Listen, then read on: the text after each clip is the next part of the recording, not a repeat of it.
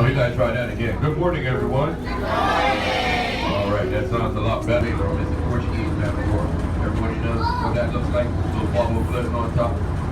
Those tentacles, they can get up to 165 feet in length. Just depending on the depth of water that is. So if it's in shallow waters like this, it's not going to grow up to 165 feet. Just depends on the depth of the water. But the Portuguese metaphor looks like a little bubble. Looks like somebody blew a chewing gum bubble floating on top. Purple, bluish in color. Yeah, stay away from that. It stinks you. Any guesses?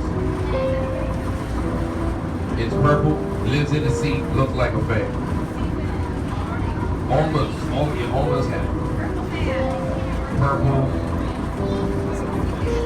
there you go, purple sea fan. Purple, it lives in the sea, it looks like a fan, the purple sea fan.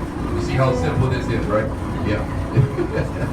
Now last but not least, we have the sea rod or the sea whip. Now these guys are pretty cool. They actually go through a 12-hour feeding and sleeping cycle. So they feed for 12 hours, they sleep for 12, they feed for another 12, and then they sleep for another 12. Sounds familiar? Kind of like some of you guys in your cruise ship right now? Yeah. Yeah, it's called vacation time. All right. Give yourselves a break. Now when the sea rod's feeding, they're going to be very thick, brown, and fluffy. Just like that. Now when they're sleeping, they're going to be very thin, smooth, and purple or grayish in color. Now most people think that coral is a plant. Well, you're half right. It's a plant cell and an animal cell that live in a symbiotic relationship, so they work like a little team. Now the plant cell that provides oxygen for the animal cell to survive. The animal cell in return provides carbon dioxide for the plant cell to survive. So like I said, they work like a little team. Now these corals do not have any physical defenses, meaning no arms, no legs, no teeth, anything like that. They can reach out, grab you, bite you. But they do have what we call natural defenses. They will either cut, sting, or burn you. Now I'm not going to tell you which one's the bitch, simply because we don't want you to touch the corals. Now the reason we don't want you to touch them is because they're very, very fragile, they're very sensitive. Now to show you how sensitive they really are, if you were to put your hand on a brain coral and come back in about 3 to 5 weeks, you're going to find the outline of your handprint embedded in the brain coral.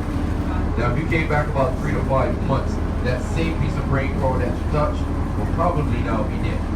Now it takes the brain corals between 150 to 250 years just to grow to the size of a soccer ball. So this will give you an indication of how long it does take the coral reef to grow. Now because of this, we have a conservation act on our coral reefs in Bermuda.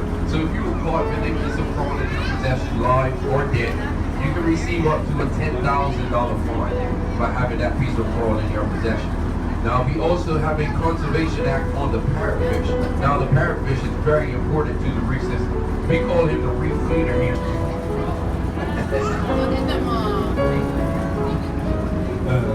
All right, now we are directly on top of the shipwreck. Yeah, it doesn't look like a shipwreck, huh? It's not going to look like the one in your neighbor's fish tank. That one that's set, that's the visibility. You got excellent visibility in Bermuda. You go underwater, you look that big, you can see it about 200 feet. What's that? Yeah. Yeah, you're going to see a lot better.